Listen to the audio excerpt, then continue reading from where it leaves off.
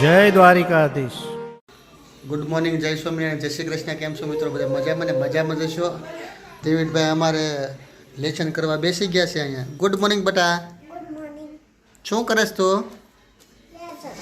Homework કરે છે. શું કેટલું હોમવર્ક કરવા આપ્યું તું તને ટ્યુશનમાંથી? હે બટા, આમ મને બતાય તો ખરા તારા અક્ષર કેવા થાય છે. આમ તો જો અમારે દેવીભાઈનું રાઇટિંગ કંઈક આવું થાય છે. હજી તો બાળ મંદિરમાં જાય છે એટલે એ જોઈને લખે છે બધું. કયા બેટા? એનું ભણતરમાં એટલું ધ્યાન છે ને કે એને આમ આમ આમ ઊંસું નથી જોઈએ તો એટલું બધું લેશન કરે છે. તો અહીંયા અમારે મિત્તલબેન તેજલબેન અમારે શ્રેયાંશભાઈને તૈયાર કરે છે. ફૂઈન ઘરે જાવું, ગોવિંદ મામાને ઘરે જાવું, ફૂઈની ઘરે જાવું. કેમ ફૂઈ તને હું આપે? ફુગા આપે. બીજું હું આપે?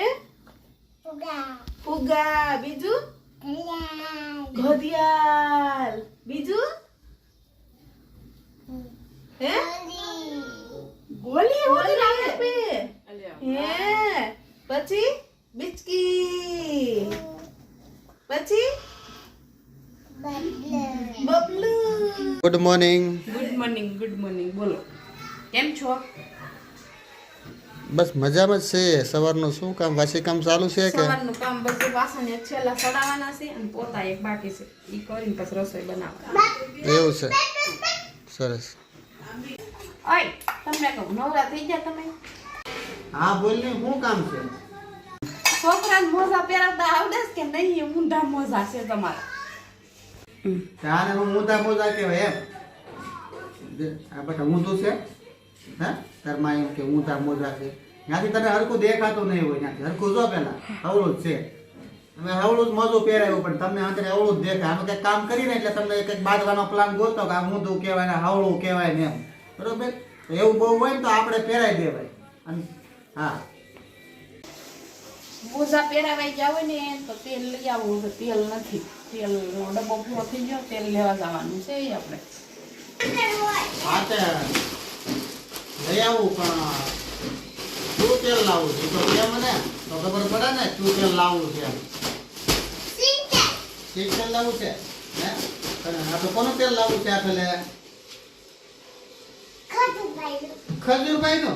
ખજૂરભાઈનું સિંગ તેલ લાવવું છે હે?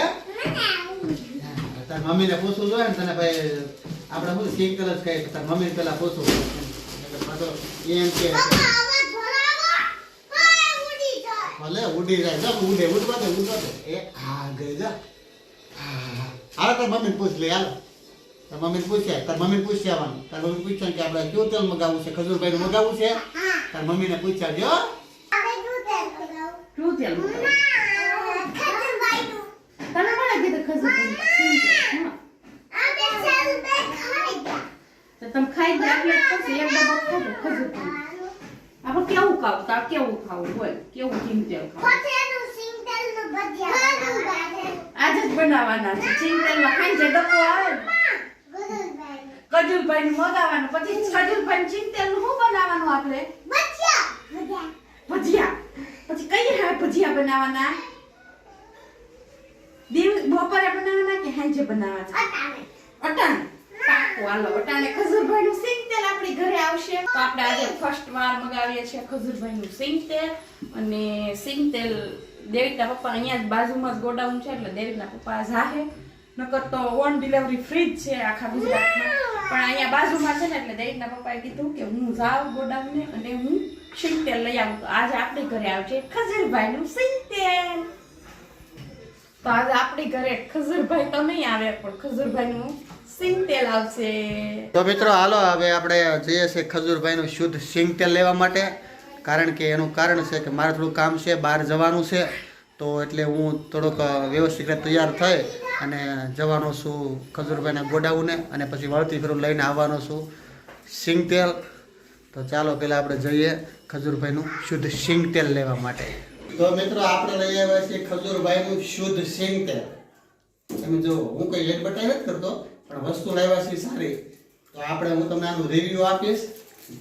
જેટલો ડબ્બો ચોખ્ખો છે ને હે એટલું પણ લગભગ મને જોવામાં લાગે છે કે તેલ પણ ચોખ્ખું હોય છે, કારણ કે ડબ્બો એટલો ચોખ્ખો છે. ચાલો મિત્રો આપણે ડબ્બાને તોડીએ, કેવું અંદર તેલ આવે છે એનો તમને હું રિવ્યુ આપીશ.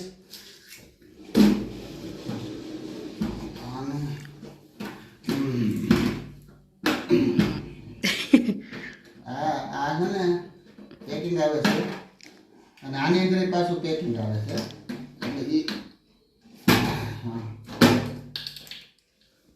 ઢાંકણા તૂટા છે બે અંદર. હા, આવે છે સ્મેલ, શુદ્ધ સિંગ તેલની સ્મેલ આવે છે. બરોબર, તેલ બહાર નીકળે ને પછી ખબર પડે, કારણ કે આ વસ્તુની ખબર તો જેને શુદ્ધ સિંગ તેલ ખાધેલું હોય ને એને જ ખબર પડશે કે સિંગ તેલ કોને કહેવાય. બાકી જે પછી હલકું તેલ આવે છે એ લોકો ખાય છે તો એ લોકોને તેલની ખાલી સુગંધની ખબર હોય, પણ તેલ કઈ પ્રકારનું સિંગ તેલ જાડું આસું કઈ પ્રકારનું નીકળે છે ઘાણીનું તેલ, એ જેને ઘાણી કઢાવે અને જેને ખાધું હોય ને સિંગ તેલ જેને ખાધું હોય એને ખબર હોય છે. તો ચાલો પછી આપણે આને એક બવણીમાં કાઢી લઈએ એટલે ખ્યાલ આવી જશે તેલ કઈ પ્રકારનું છે. મિત્રો આપણે હવે બવણી લઈ લીધી છે આમાં, અને હવે આપણે તેલ કાઢવાનું છે. તમને હું એ શીખવાડી દઉં કે તમે કોઈને ડબ્બામાંથી તેલ કાઢતા ન આવડતું હોય ને, જો કે ભૂંગળીની જરૂર ન પડે, કોઈ પંપની પણ જરૂર ન પડે, કોઈ વસ્તુની જરૂર પડે, તમારો ડબ્બો ઝલકાશે પણ નહીં અને ઢોળાશે પણ નહીં એક ટીપું તેલ, એ રીતે પણ તેલ કાઢતા હું તમને ડબ્બામાંથી ડાયરેક્ટ.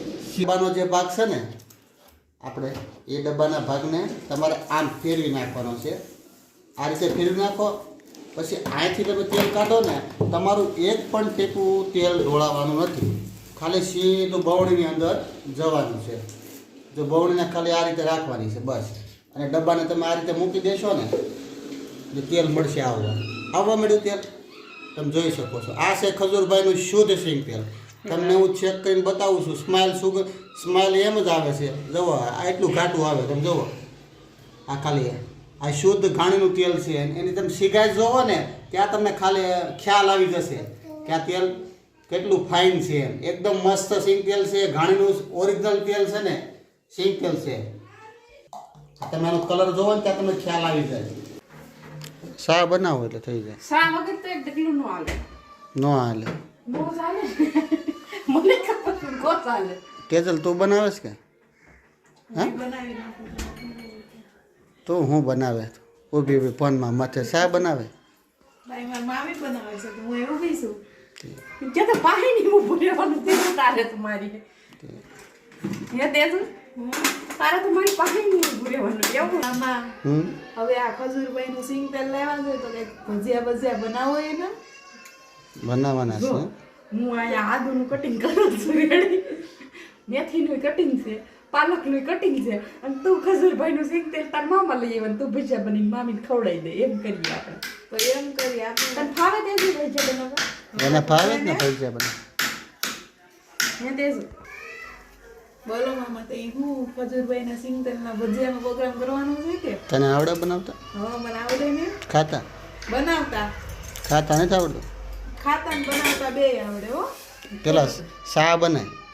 હવે ચા જ બનાવું જ છું. તું બનાવીને ખવડાવી દે એમ ભાઈ તો આપણે પ્રોગ્રામ કરીએ. તને આવે સુગંધ આવે સિંગ તેલ?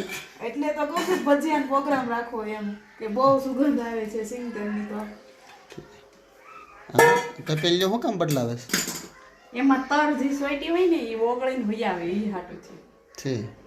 ચલો ભજીયા ખાવા છે હે? ચલો બટેકા પૂરી ખાવી છે.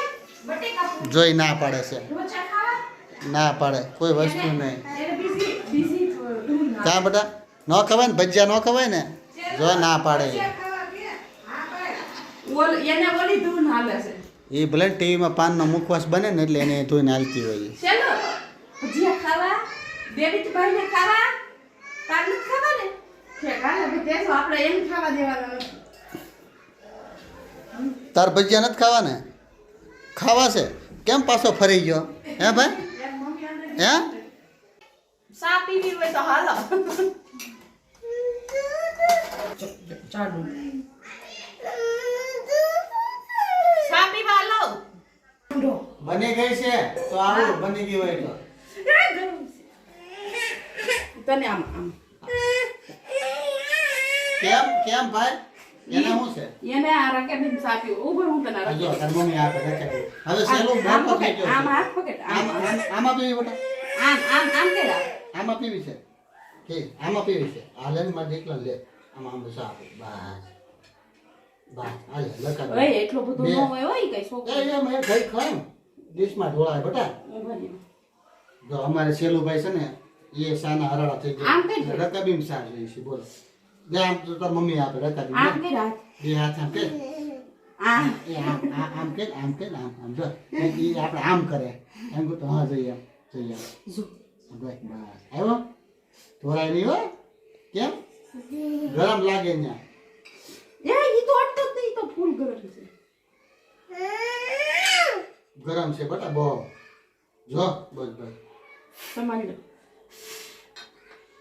ચાલો મિત્રો આપણે એ મગજમારીમાં આપણે ચા થઈ જાય એની કરતાં આપણે ચા પી લઈએ બરોબર તો આવી તો બધા રોંઢાનો ચા પીવા તે શું તાર પીવી? ના ના અઠીએ તો પીવી હટક તો દે. ઘરે જે ચા પડે ગાડું વાળે